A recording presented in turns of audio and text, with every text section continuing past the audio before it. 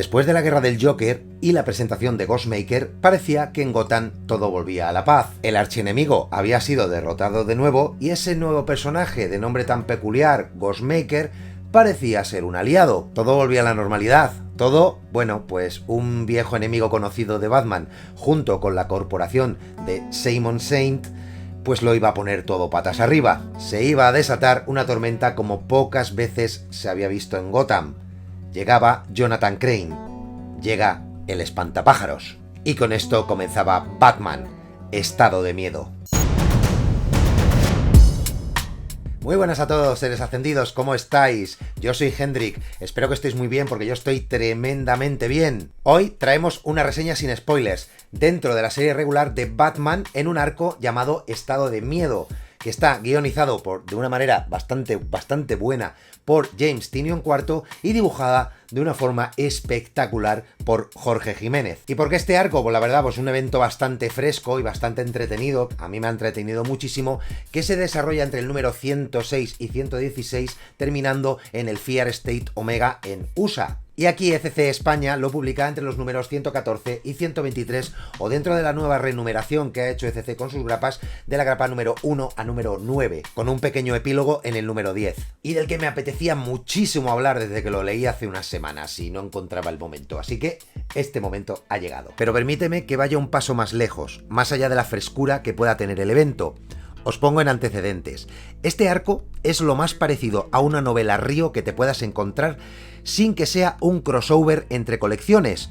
La verdad es que por sus páginas desfilan una legión de personajes. Tynion IV ha creado a Ghostmaker, una versión alter ego de Batman del que se sabe poco, más allá del hecho de que sea un aliado del murciélago en estos momentos, porque parece ser que Capucha Roja o Azrael pues no estaban disponibles. Se nos presenta a Simon Saint como el magistrado, es dueño de Saint Industries y es un empresario con delirios de grandeza que pretende dotar de una tecnología revolucionaria a las defensas de la ciudad de Gotham. Este nuevo antagonista, que espero que haya venido para quedarse, es la bioimagen de Steve Jobs, y no solo por su aspecto físico. Y yo me pregunto que para cuándo un villano con el aspecto de Elon Musk. Por otro lado, aparece un colectivo de pandilleros steampunk llamados el Colectivo Demente, donde destaca una estrafalaria guerrera repleta de implantes tecnológicos llamada Miracle Molly. También tenemos al Pacificador 01, Sim Mahoney, el brazo ejecutor del magistrado, un agente de seguridad venido a menos al que le han dado la oportunidad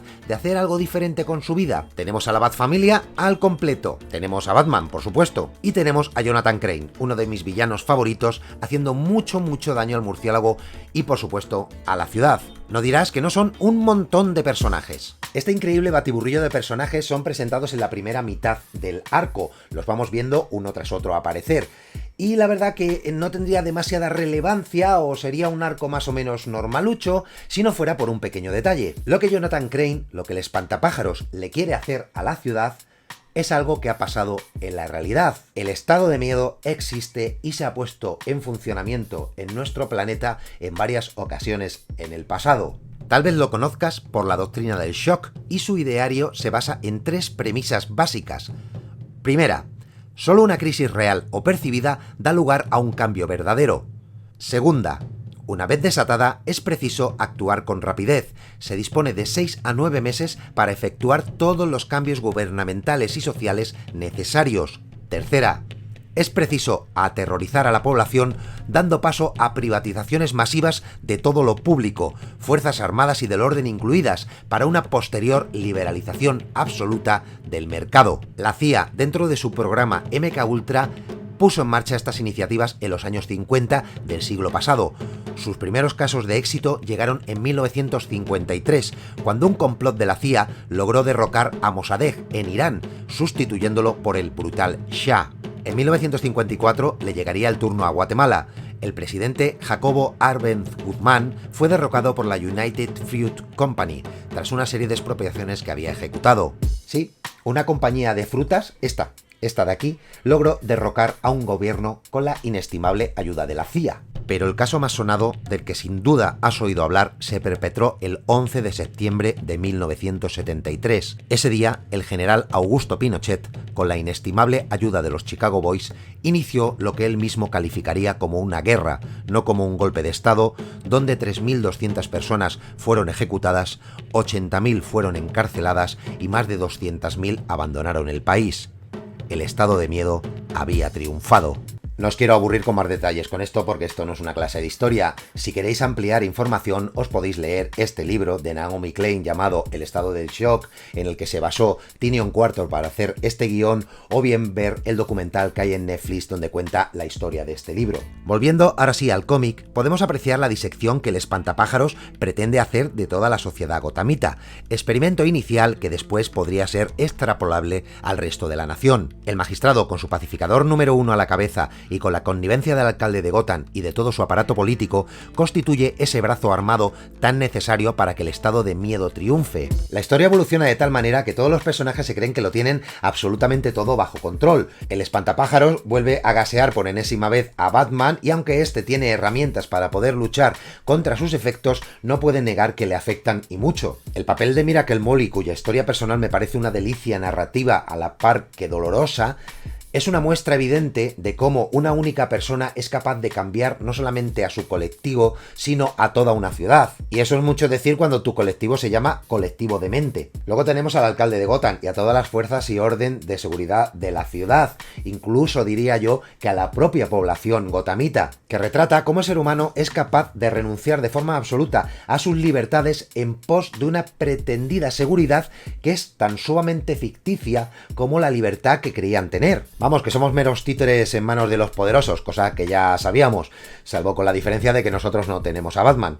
Y Batman tiene a Ghostmaker, tiene a Robin, tiene a Batwing, tiene a toda la Batfamilia, tiene al comisario Gordon, en fin, que luego dice Batman que trabaja solo. Mención aparte está el trabajo de Jorge Jiménez y las tintas de Ricardo López, que le saca un jugo alucinante a una historia que, planteada de otra manera, es muy probable que no se sostuviera tan bien. Pero de verdad, mira estas splash page, mira estos trazos, es que son estremecedores, te meten en la historia de una manera bárbara. El arco donde se cuenta la vida de Miracle Molly, en la grapa número 8 si contamos la nueva numeración española, está dibujada por Dani de manera alucinante. Lo mismo pasa con el arco donde se narra la vida de Sim Mahoney, el pacificador número 1, la grapa número 9 en la numeración española, historia digna de Brubaker o de Greg Rucka, pero que tiene el guión de Ed Brisson y el dibujo de Joshua Hickson, y es otra pequeña maravilla dentro de este arco. Ambas historias, la de Miracle Molly y la de Sim Mahoney, deberían tener una mención especial aparte. Aunque hay un pero, porque algún pero hay que poner, y los textos de algunos de los personajes, como el espantapájaros, esa mezcla de tintas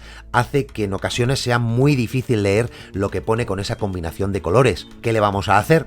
Bueno, nadie es perfecto. Y por todo lo dicho, porque a mí esta historia me ha removido muchos recuerdos al evocar la lectura que hice del libro de Naomi Klein, le doy unos muy merecidos 4 kakis.